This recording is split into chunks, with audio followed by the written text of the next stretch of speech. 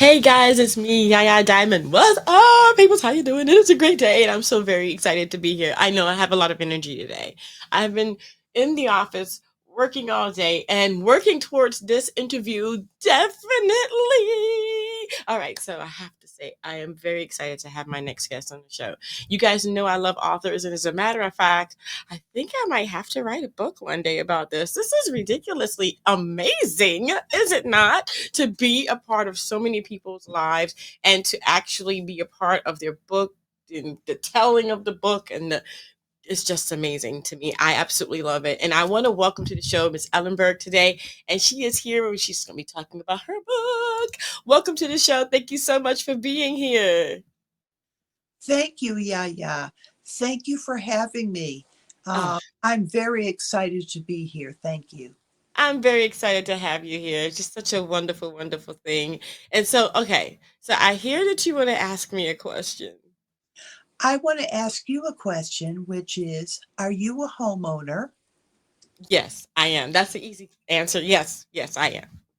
The reason why I ask is because there was a U.S. Supreme Court case about eminent domain, Mm-hmm. and it expanded eminent domain such that town officials or city officials can now take a person's property if Mr. X comes in and says, I can turn that property into a more profitable thing and pay higher real estate taxes.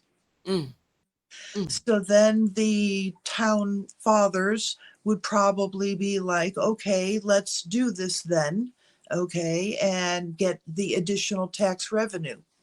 Um, What you talking that about, was girl? an expansion of eminent domain. It used to be much stricter that you could only take land for a school or a road or something of that nature.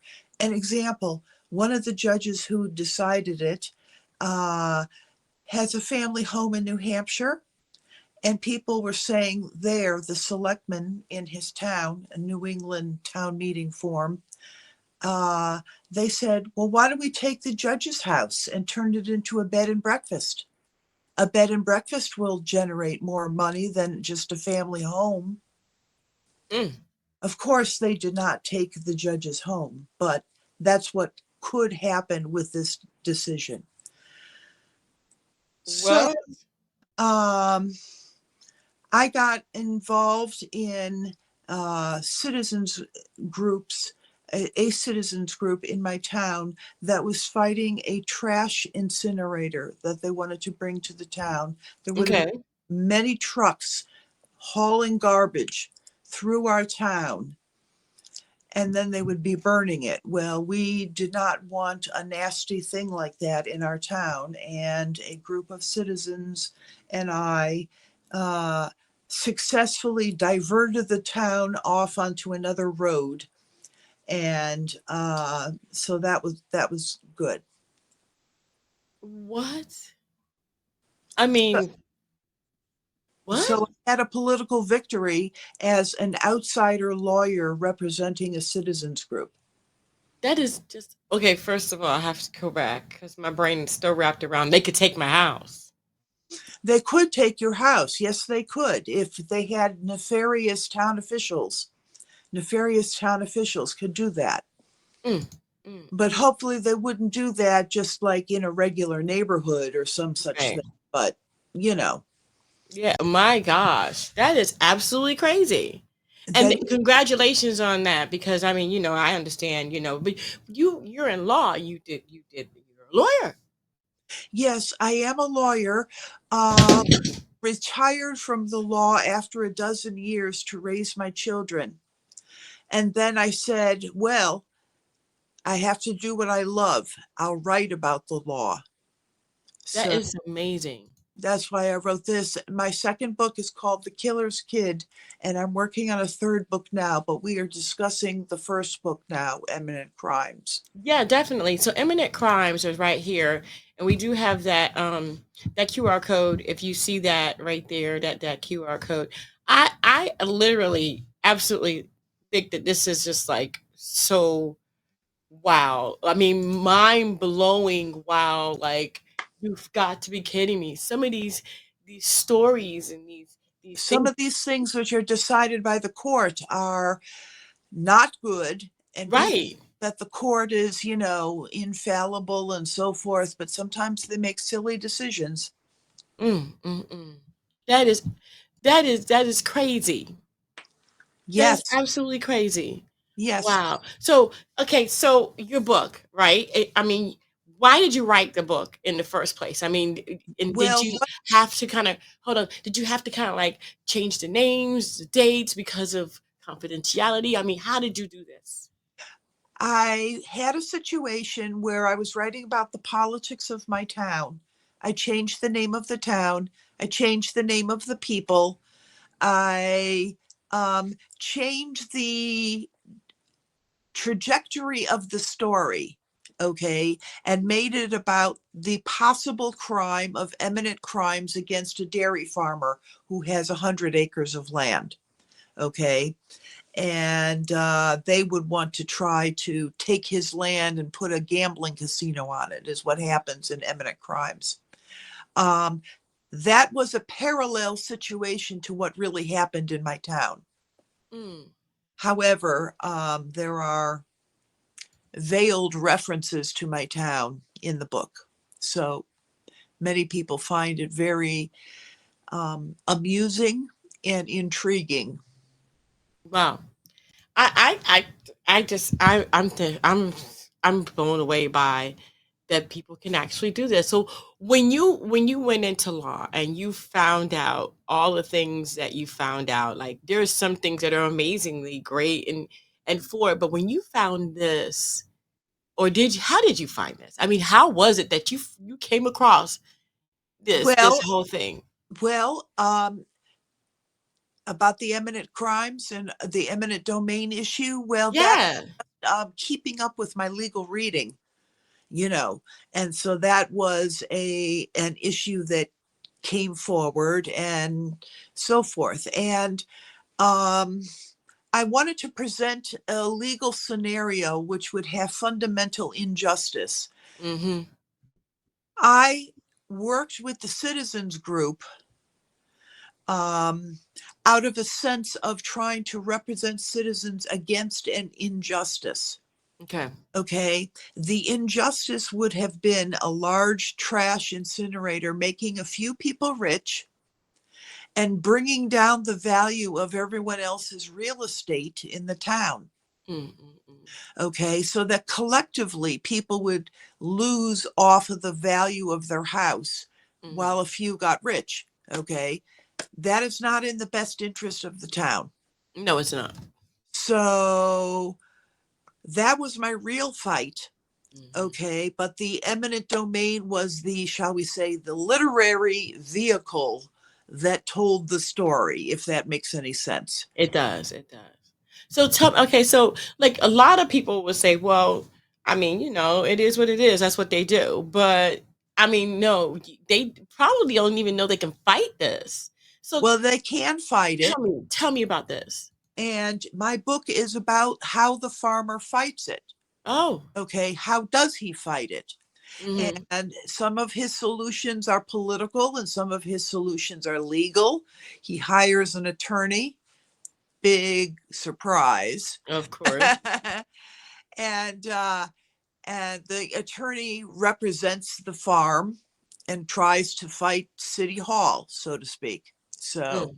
I'm not going to give away the ending, of course. No, definitely not. But I mean, people probably don't even know that they could fight this because this is an actual thing. Is this everywhere? Like, this is like across all the states? 'Cause, I Yes, mean, across all the states, because it was the US Supreme Court, so therefore it is federal law and it applies to all the states. What's interesting is many states passed legislation that negated this eminent domain thing, saying that it was prohibited in their state. I think about half of the states have legislation prohibiting it, and the other half are still unprotected.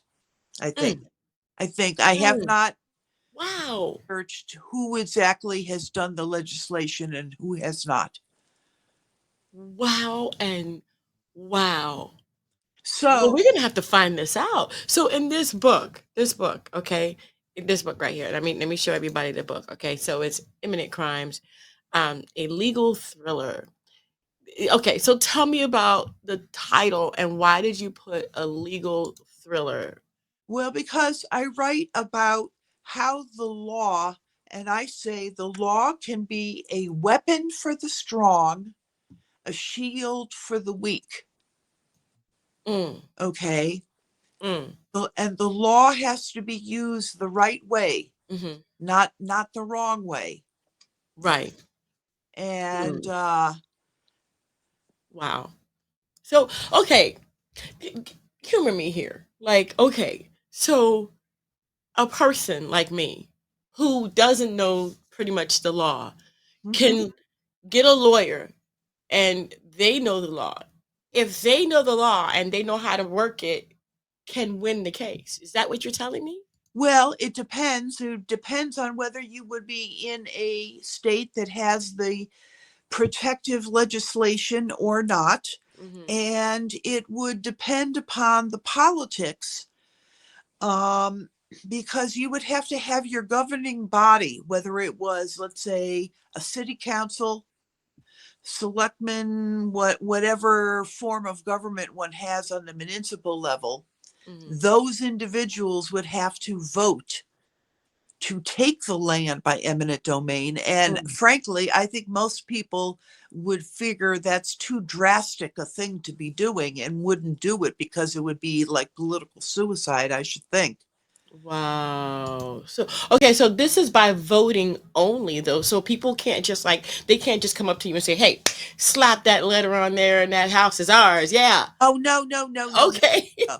That has to go through, it has to go through the governing body that Mm, determines that the city or town needs this property for whatever. However, I will say, those who go in and say, I can make that much more money for the town, might be winning over the political people. See? oh goodness. That is just so wrong to take someone's property away from them because they said they can make more money when these people have worked so hard and so diligently to acquire a piece of land. I Yeah, mean, that's just it makes no sense. I mean, in your book, this is why that's a thriller. Am I correct? It goes it's back a and forth. thriller Is it? Oh my because gosh. um, it is a legal fight, it is a political fight, it's what I would call a spiritual fight. Hmm. Good guys, bad guys, that kind of thing. So it's quite the fight, actually. Wow. Wow. That's absolutely crazy. So I was going to say a little bit about me. I became a lawyer because I grew up with a brother who's disabled, Mm, who is now passed, but I was defending him in my childhood against the neighborhood bullies. And so that formed my character. hmm. And so it formed my character that I try to stand up for the underdog. Hmm. What I did as a lawyer was I did personal injury and workers' comp, injured people, trying to help them when they were in a situation that was detrimental to the family and themselves. Hmm. And then I did some pro bono, which means lawyers work for free. Right. And that's what I did with the Citizens Group. Wow. Wow. That's amazing. Wow. Okay, guys, I want to thank you guys so much for tuning in. We're going to take a short break and we'll be right back. Don't you go anywhere. We got Miss Ellenberg here. We're talking about a legal thriller. It is called right there, Imminent Crimes. Hold on, we'll be right back. Don't forget to follow us on YouTube and Instagram. Thank you for watching. I I am telling you right now that I have to know. And you know, it's like your book, legal thriller. It's like, okay, so imminent crimes. How do you write this? What is your writing process? Seriously, I mean, what is it that you do that makes this? I mean, because this to me is like a regular thriller, but with law. And I mean, I'm very interested. If I can get over with law, I'm ready. So I was going to say it's in the genre of like John Grisham, Mm. you know, how he writes legal thrillers. So, Mm-hmm. you know, it's in that genre. But how I write is actually, I've been writing my whole life since I was a child Mm-hmm. and didn't write for many years when I was busy with other things. But then when I was home with my children, I started writing and started with poetry, then went to my first book. I've done my second book. I'm on my third book now. Wow. And the funny thing is that Eminent Crimes, I didn't know how the book was going to end until I had a dream. What? And the dream told me, end your book this way. So and Ooh. so needs to do this, and such a character will do that. So that was very helpful. So um, that was my first book. And when I write, I have to get into the zone. And in the zone, I have to have complete concentration. I have to have silence, no phones ringing, no husband or children saying, you know, ma, here, you know. Um, so a lot of times I write uh, in the late night, like Yeah. starting like at 10 o'clock, and I'll write until 2 o'clock in the morning. Mm. That's a quiet time. However, it does screw up my next day if I have to get up early, you know, but Yeah. it's a good time to write with utter concentration. Mm-hmm. Yeah. I agree with you. Because all that other stuff could be a distraction, and I understand that. Yes, Definitely understand that. yes. Yeah. Yeah. Yeah. Wow. And I run a writing workshop in my town at the town library. And Mm. we have people who are working on all sorts of things. We have one woman who's writing about her mother had mental illness and she was a child and her mother was put away, and the embarrassment of having a parent who had mental illness. Mm. And she's writing a memoir. And then someone else is writing a book about um, children, teenagers who preserved a Buddhist temple in California in World War II when Mm. vigilantes were going to go and burn it down. And Wow. so these were the local kids, a true story. So Mm. she's writing a YA book, young adult book about this incident. Wow. And we have various people in the writing group, and it's very interesting, very stimulating, very helpful Mm-hmm. to hear one another's work Mm. and review it in a positive, helpful way. We don't do any slash and burn in my writing group. I hear that. I hear that. Do What you is write? your Do you write at all? um scripts? Not really. I mean, I write short magazine kind of book thingies, but nothing big.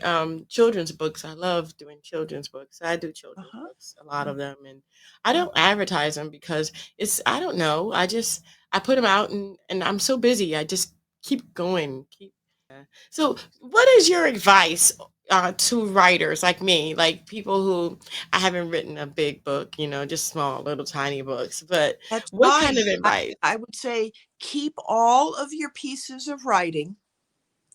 You never know when a scrap will blossom into a whole story. Mm, Okay, so keep those scraps, and you might be able to, when you get a bigger story, work those in to fill it out. So keep all your work, don't throw wow. it away. Oh my gosh, I have a lot of that. A lot of work. But thank you so much, Miss Ellenberg, for being on the show. I appreciate it. And everybody, you need to go ahead and go. And I have the QR code right there. So that way you can go ahead and check it out for yourselves. And that's going to be on Amazon as well as many other places like Barnes and Nobles. Am I correct? Yes, you are correct. Well, actually, Eminent Crimes is just with Amazon. The Okay. next book, The Killer's Kid, is Barnes and Noble, Amazon, and my publisher. I was going to say one thing is my first book had one publisher, my second book had a different publisher. So Hmm. that's a little bit of a thing there. So what they have in Right. common is Amazon, basically. I got you. But what they also could have in common is your name. Yes. Yes. Adeline Ellenberg, all E's, and Adeline and Ellenberg, all E's. That is so cool, though. That's cool. All E's. That's wonderful. Well, thank you so much, Adeline, for being on the show. I appreciate it. Thank you, Ms. Diamond. Thank you. And thank you guys so much for tuning in. Don't forget to dare to be different, but most of all, don't forget to go and check out those books for yourselves. I'm going to go ahead and put it back on the screen. And if you have your phone, just go ahead and get that QR code right there. And that way you can go straight to the book and check it out for yourselves. I want to thank you guys so much for tuning in. Don't forget to dare to be different. And until next time, guys, bye. Thank